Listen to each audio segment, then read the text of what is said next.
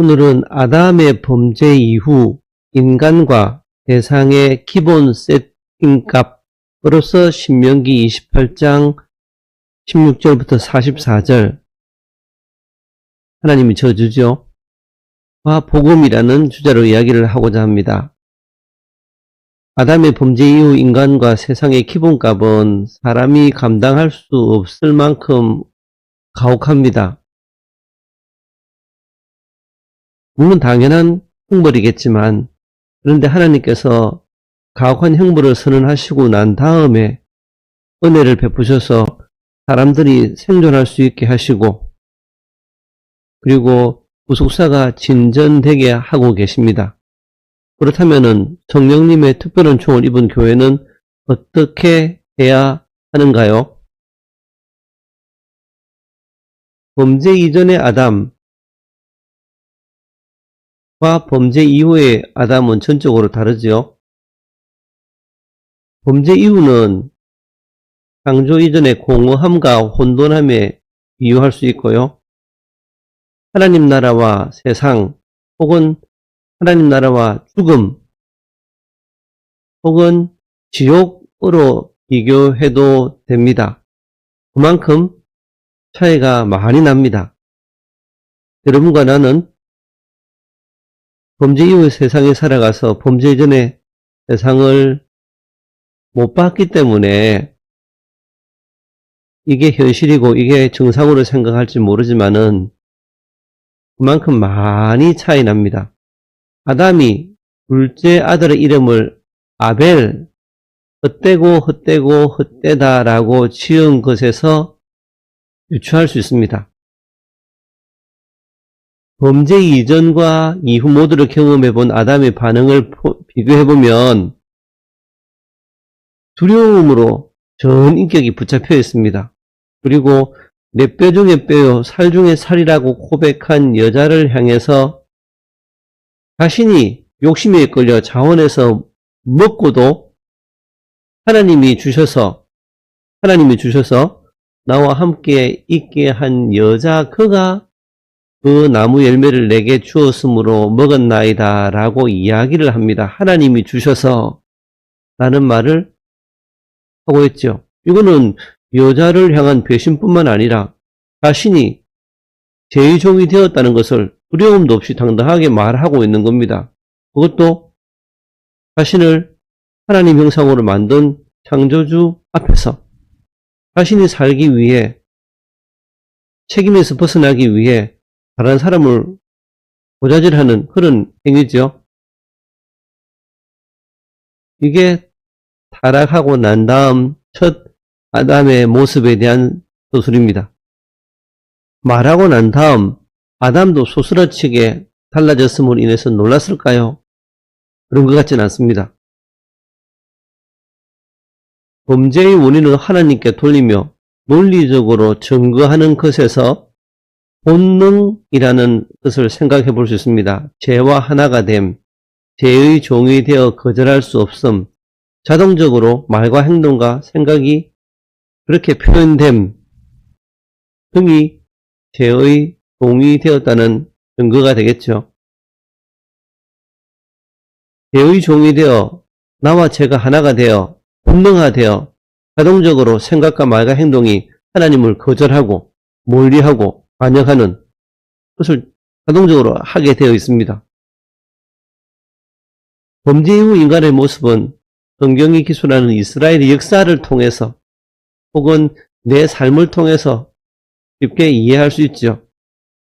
그런데 범죄 이전의 아담의 모습은 어떤지 찾아보려면은 신구약 성경에서 믿음으로 행한 사람들, 성도들, 선지자들, 사도들, 성령님의 감동하심을 따라 하나님과 동행한 선지자와 성도의 모습에서 그리고 확실하게는 예수 그리스도를 통해서 볼 수 있습니다. 그리고 바울 서신을 비롯한 신약 성경의 기록을 통해서 범죄 이전의 아담의 모습을 약간이나마 유추할 수 있습니다. 범죄 이후 인간과 세상의 기본값을 신명기 28장에 언약의 저주라 이야기했는데 가시와 은근키라는 단어로 상징할 수 있습니다. 땅이 때가 되고 하늘은 노시되어서 비를 내리지 않고 그러면 다 사막이 되겠죠. 6일 동안 이마에 땀을 흘려야 겨우 먹을 수 있고 노아 홍수 이후 하계절이 왔는데도 불구하고 계절이 파괴되어서 추위와 더위가 극단화되고 질병과 전쟁과 기근과 가뭄이 상시화되고 반복되고 인류 역사상에 독재자가 나타나서 노예도 생겨나게 되고 자연환경은 파괴되고 많은 피조물들은 멸종당하고 인간 사회의 경쟁은 치열해져서 사람됨을 생각할 겨를도 없이 약육강식 적자 생존 사회로 내몰리고 있습니다. 이게 범죄 이후의 인간들의 현실이죠. 범죄 이전은 어떻냐라고 물으면은 여러분도 잘 아는 에덴 동산, 낙원, 파라다이스 또는 천국, 이게 기본값이었습니다. 하나님의 형상, 예수님처럼 자연스럽게 살아갈 수 있는 것이 본능인 것이 기본값이었습니다. 인간은 어떻게 변했습니까? 게으름, 무기력하죠. 분노, 무섭죠. 시기와 질투, 거짓과 속임수, 도망과 자기중심, 탐욕, 폭력성,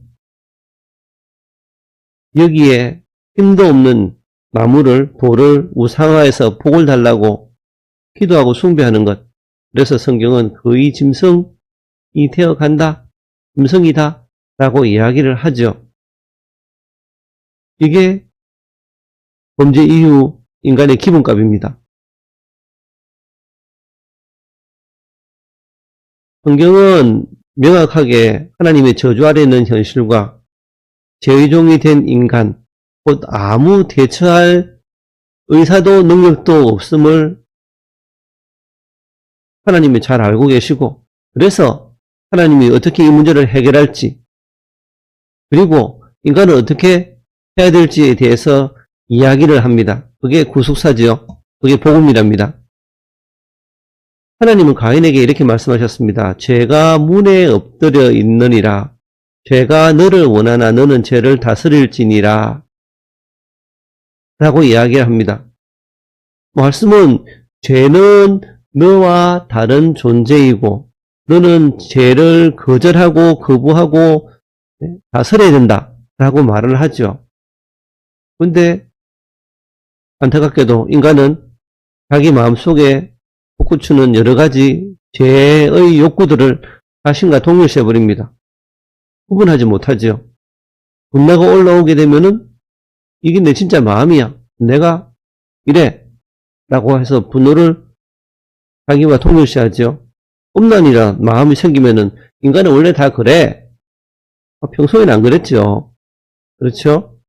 시기가 올라오게 되면은 왜 이렇게 난 못났지? 라고 하고 시기 질투를 자신 것으로 자신과 동일시하죠. 게으름이 올라오게 되면은 난 의지가 약한 사람이야. 인간은 죄의 목소리를 자기 내면의 정체성으로 자기로 오해를 합니다. 그래서 인간은 죄와 싸울, 거절할 능력도 생각도 개념도 없습니다. 두 개를 구분해서 바라볼 수 없습니다. 이 문제는 예수님이 인간의 죄를 대속하시고 죽으시고 부활하셔서 인간에게 성령님, 부활의 새 생명을 주실 때 비로소 해결됩니다. 우리가 봤을 때는 해결의 실마리가 생겨납니다. 성령께서 우리에게 오셔서 우리가 거듭나게 하시고 거듭난 생명이 우리 속에서 왕성하게 자라가고 성장해 가면은 이것을 깨닫게 되고 죄를 거절할 수 있는 힘이 생기고 여름과 나태와 시기질투, 미움을 거절할 수 있는 힘이 조금씩 생겨나지요. 예수님은 성령이 오시면 제일 먼저 하시는 일을 이렇게 말합니다. 죄를 죄로 보게 하는 고명사역이죠. 성령이 오시면은 성령과 친하게 지내다 보게 되면은 다음 내용들을 깨닫게 됩니다. 욕망, 내가 아니라 죄의 목소리다. 죄는 내 안에서 역사하지만 나는 아니다. 죄는 나를 삼키려는 외부의 적이다. 죄의 목소리를 적의 음성으로 인식을 하게 됩니다. 나는 성령 안에서 새로운 피조물로 죄를 거절할 권세가 내게 주어졌다. 부활의 능력이, 죄를 이길 능력이 나에게 주어져 있다. 비록 어리지만 불구하고 약하지만 불구하고 바울은 예수님을 믿고 오랜 세월이 흘러 하나님의 뜻을 이해한 다음에 이 분리를 깊이 이해하고 이렇게 고백합니다. 이제는 내가 아니고 내 안에 거하는 죄다. 책임회피가 아니고 이거는 성경이 말하는 올바른 분별입니다. 성령의 조명으로 깨닫게 된 겁니다. 하나님이 이렇게 증거하십니다. 네가 아니고 네 안에 거하는 죄가 너를 사로잡아서 죄를 짓게 이끌어가고 있어 라고 이야기하죠. 성령님의 능력은 죄의 욕구를 거절하고 죽일 힘을 주십니다. 분별만으로는 죄를 이길 수 없죠. 성령의 조명뿐만 아니라 부활의 능력도 주셔서 욕구를 거절하고 새로운 욕망과 선한 욕망이죠. 거룩한 욕망이랍니다. 새로운 삶을 하나님께서 내 안에 창조하시고 이끌어 가십니다. 물론 단번에 되지 않죠. 오랜 시간이 걸리고 나도 하나님과 동행하기 위해서 애를 써야 되고 그리고 하나님 말씀을 꾸준히 읽고 묵상을 하고 해야겠죠. 그래야지 성령과 내가 하나가 되죠. 죄를 떼어낼 수 있지 않습니까? 성령과 내가 하나가 되어야지 죄가 이물질이 되고 그것을 내가 싫어하고 무서워하고 떨쳐낼 수 있지 않습니까? 성령으로 몸의 행실을 죽이면 살리라. 성령과 내가 하나가 되어야 된다. 그죠? 하나님은 너희 안에 소원을 두고 행하신다. 우리 안에 소망을 주시고 새로운 소망을 주십니다. 순종의 힘도 주시고 말씀을 기뻐하고 하나님을 기뻐하는 마음도 주신답니다. 죄를 이겨내는 영적 생명력, 육체의 욕심을 이루지 않게 하는 능력. 성령께서 오시면은 죄는 죄의 욕구는 즉시 사라지지 않지만 거절할 능력이 주어집니다. 근데 그 능력을 내가 외면하지 말고 그것을 받아들이고 믿고 그에 따라서 살아가게 되면은 그 힘이 점점점 강해져서 거절하고 외면하고 할 수 있겠죠. 남을 시기 질투하는 것도 벗어날 수 있고 미워하는 것도 벗어날 수 있고 내 것을 털어서 남에게 줄 수 있고 이렇게 점점점 예수의 모습으로 바뀌어가게 하시는 분이 성령 하나님입니다. 죄의 욕구를 거절할 때마다 힘은 약해지고 새 생명은 강화되겠죠. 교회는 건물이 아니라 성령에 의해서 재창조된 새로운 사람들의 새 사회지요. 아담 이후 무너진 인격의 회복, 하나님의 형상 회복이죠. 가인 이후 깨어진 공동체의 회복, 문화, 자유, 질서, 정체성의 회복이 서서히 이루어집니다. 부활의 새 생명을 맛보면서 인생을 살아갈 수 있습니다. 천국에 가지 않고 이 땅에서도 교회는 새 창조의 첫 열매임에 하나님 나라의 전초기지입니다.